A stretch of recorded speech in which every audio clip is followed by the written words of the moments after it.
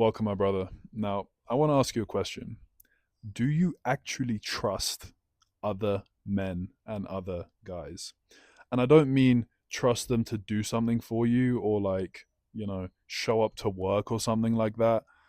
I mean, do you actually feel safe around other men, right? Now, let me tell you a story. So I was in Colombia. I was in Medellin, Colombia, and I had just played paddle with some guys that I'd met, and we went to get brunch afterwards. We went to this nice little restaurant. I got eggs Benedict, and I split a sandwich with my friend. It was a nice chicken sandwich. Nice day, right? And there was this older guy there. He was about 30. I'm about 20. I'm 20. I'm about to turn 24. So, but this guy was like in his 30s, and I was sitting at the table with him, and he pulled out this substance, like this black sludge looking thing, and he said it was tobacco paste. Like, you get tobacco, you grind it into this paste, um, and there's basically like spiritual ways to use it. Like, you put it in your cheek, you put like cocoa leaf with it, you just hold it there, and like it brings a sense of groundedness to your body. So he offered us that. I gave it a try. Pretty interesting experience. But this opened the conversation of tobacco is a masculine plant. And he said he always had a negative relationship with tobacco. He would find it addictive, or he wouldn't like it. It would make him feel sick. And that was really interesting to me that he said he used this plant, this tobacco, to improve his relationship to masculinity because it's a masculine plant, right? Because it creates a sense of focus, groundedness, stability, which is what the masculine is supposed to do in your life.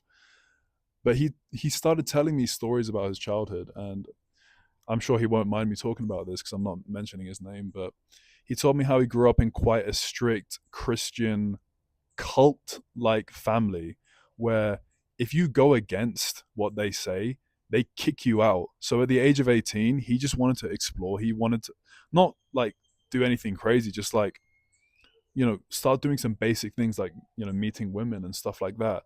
And they basically kicked him out of the family, literally like kicked him out. And it was his father that initiated this because, men are kind of the leaders in these situations. And it opened this question for me like, damn, do I trust men? Do I feel safe around men? And the answer is no. I've always found it difficult to make actual meaningful connections with guys. Obviously, I can go be like, oh, yeah, mate, what football team do you support? And just talk about like normal stuff, like normal trends. And kind of, I'm not like, oh, no, like it's a guy. Like, that's not what I'm talking about. I'm just talking about like, it would always be these interactions that are surface level, but then I would always withdraw, right? And I don't think school helps with this at all because I've been speaking to my best friend's little brother about this too when I'm visiting his family, and he, he's literally telling me how like he's figuring out how to survive the roasting battles in school.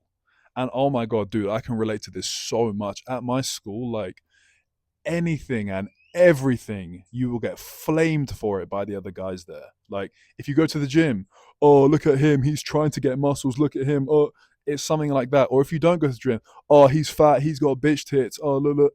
Like you can't go to the gym and you can't not go to the gym. It's like whatever you do, you're gonna get flamed, right? It's like just PvP enabled vibes, and I think this really contributes to this as well because obviously us guys, we all go to school, right? We all get flamed, right? For one reason or another. But it's like, who's doing the flaming? Just all the other guys. Who's doing the flaming? Usually your own goddamn friends, right? So, oh yeah, hell, it's banter, right? But like, dude, no, it's not. You're just a dickhead. You're just a bad person. And it's just perceived as normal, right? Again, it deepens this wound that, for me at least, is I think initially created by my father.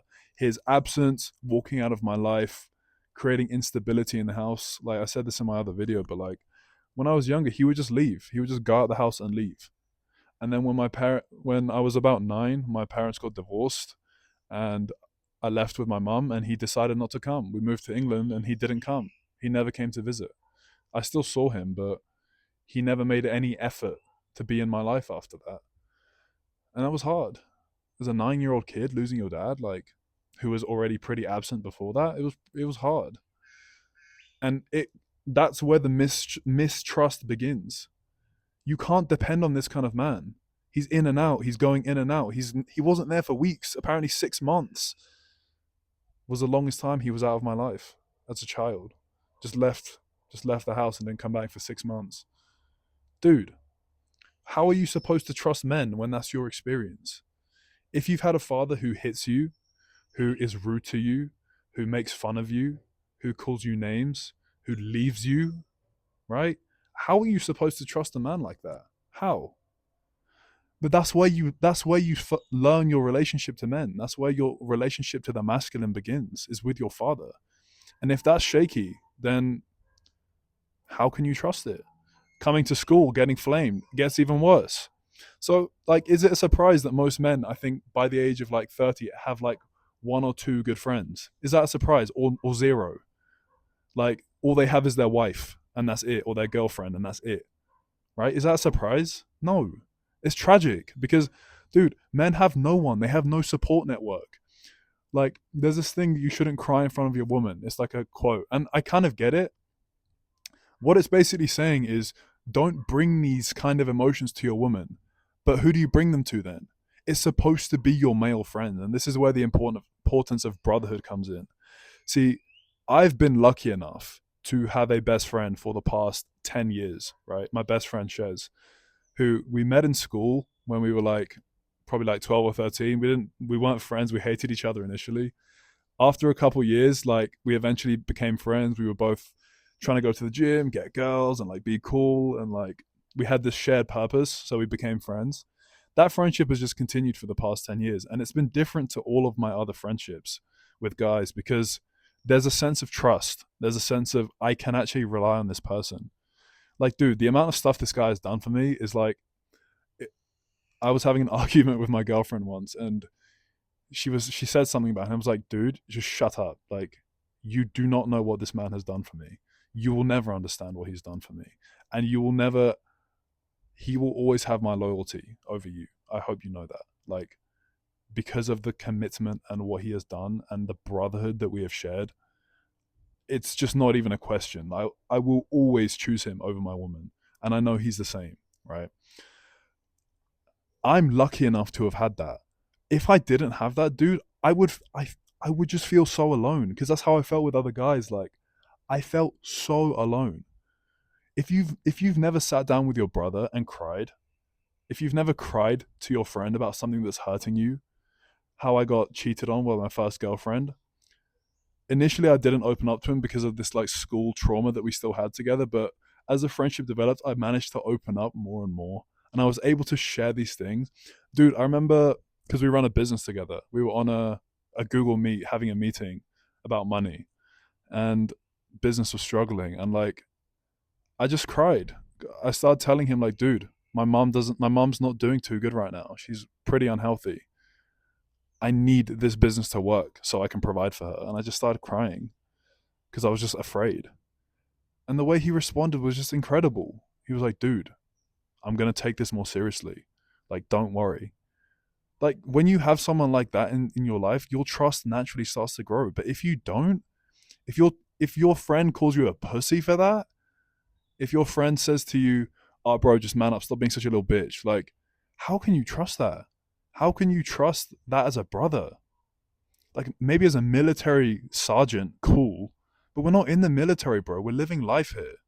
We want to grow with love, joy, abundance, happiness. It's not just, oh, do the mission, do the mission. Fuck that, bro. That's not true masculinity.